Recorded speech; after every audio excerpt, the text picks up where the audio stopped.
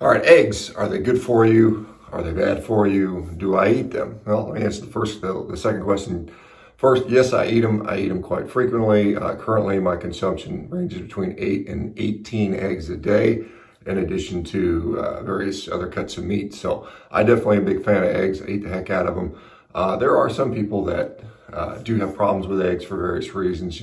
This is a neat meta-analysis that came out looking at eggs in relationship to metabolic disease. And what they found was people that eat eggs have less incidence of metabolic disease. This would be in contrast from what you hear from the vegan knuckleheads that tell you eggs cause cancer and diabetes and all kinds of nonsense, which is out there. Once again, this is associational data, so take it for a grain of salt, but eggs in general are a solid source of nutrition. They're a great source of protein. They're a great source of fat. They have a number of fat-soluble vitamins in them.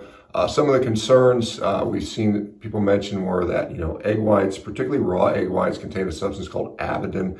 Avidin tends to bind biotin, so you could end up relatively biotin deficient. The good thing is egg yolks come with a lot of biotin, so if you eat them together, I think it's ideal. There is basically all the cholesterol is in the yolk, and none of it's in the white, unlike, for instance, lean beef has a lot of cholesterol in it, believe it or not.